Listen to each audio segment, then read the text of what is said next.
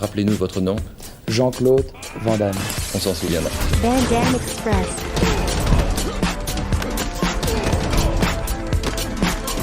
Van Damme Express. Salut tout le monde, bienvenue sur Van Damme Express, le podcast qui regarde tous les films de Jean-Claude Van Damme et qui en parle pendant 5 minutes. Alors comme c'est le premier épisode, je vais vous expliquer pourquoi je fais cette petite capsule, parce que en fait j'aime beaucoup le personnage, j'aime beaucoup l'acteur. Et même quand les gens s'en moquaient, j'ai toujours trouvé fascinant sa carrière, son parcours, et ce qu'il est en train de devenir, et son comeback, et son autodérision dont il fait preuve aujourd'hui dans ses dernières productions. Comme j'aime beaucoup je respecte l'artiste martial, j'aime beaucoup les arts martiaux, et j'ai une grande affection pour le cinéma des années 80-90, dont le cinéma d'action. J'ai pas eu l'occasion non plus de voir beaucoup de ces films, donc c'était autant de bonnes raisons pour moi de me rattraper et de vous en faire profiter. Aujourd'hui, j'ai vu Piège à Hong Kong de Tsui Hark en 98, acteur majeur du cinéma hongkongais. Vraiment un réalisateur classique avec Zou, Les Guerriers de la Montagne Magique, Il était une fois en Chine, sa trilogie, quand même scénarisé par Stephen de Souza, qui est le scénariste des Pièges de cristal, 58 minutes pour vivre et Commando. Il y a également dans ce film Rob Schneider qui joue un petit peu le sidekick de Jean-Claude, et notamment Léla Rochon, l'atout charme du film.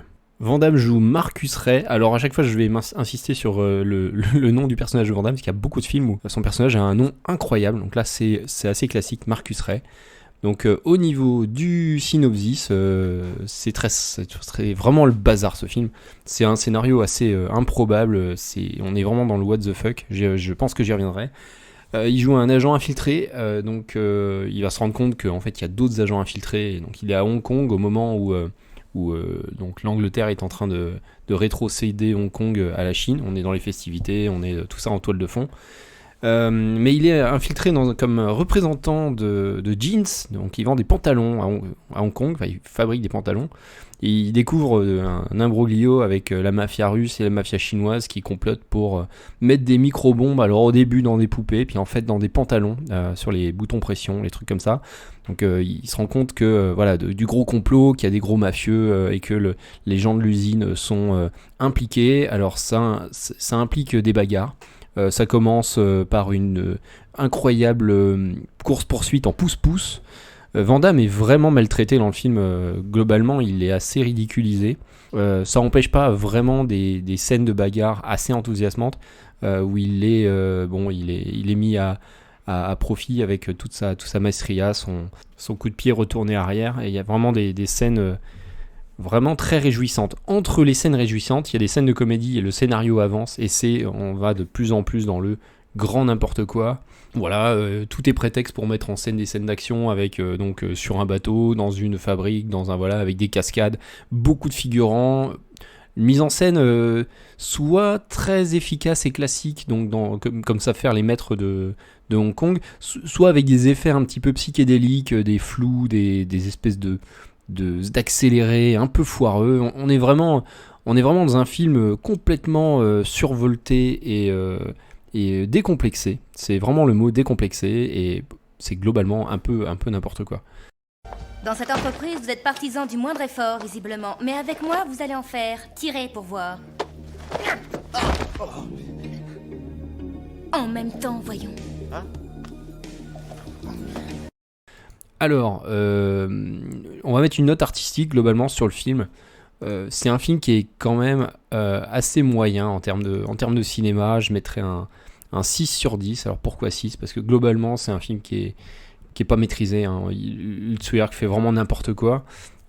Sauf sur les scènes d'action où là il soigne, on sent qu'il fait des essais, beaucoup de trouvailles avec cette caméra qui suit les acteurs traversant des vitres, les grosses glissades sur les genoux sur le bateau quand tout est trempé avec ces gunfights glissants, les balles qui traversent les murs où la caméra suit la balle en caméra subjective. Tout ça c'est assez expérimental comme film, et on sent qu'il n'y a pas une grande volonté de faire un très grand film. Il bazarde le film sur un scénario qui ressemble à rien.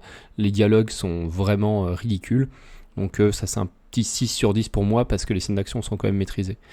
Une note bagarre, il y aura une note bagarre. Alors sur celui-là, je mets un bon 7, un solide 7 sur 10, parce qu'il y a 3 séquences d'action qui sont toutes les 3 vraiment jubilatoires, avec qui durent plus d'une dizaine de minutes, qui sont soignés vraiment, avec des artistes martiaux qui envoient du steak, et le découpage est très bon.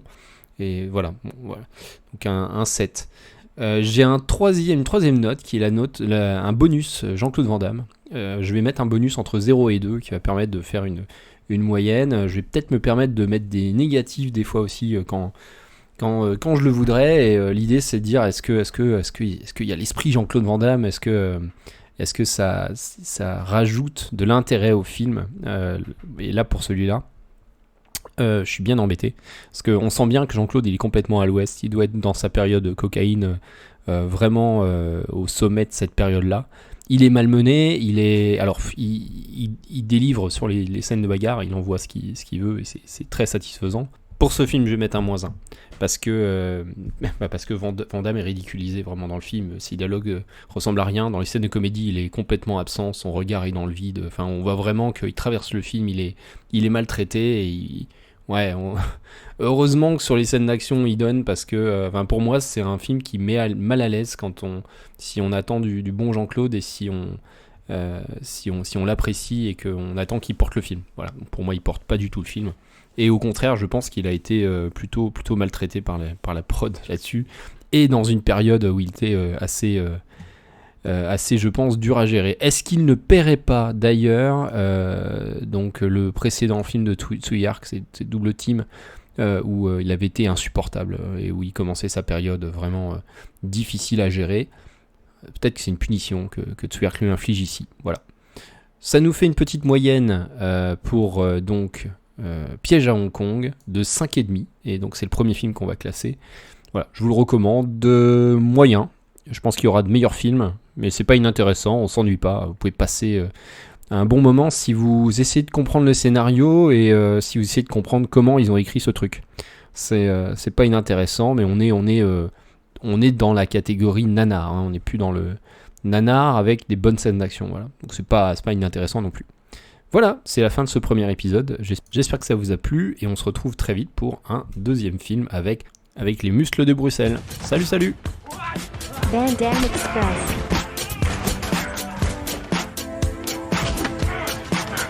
Van Damme Express. Van Damme Express.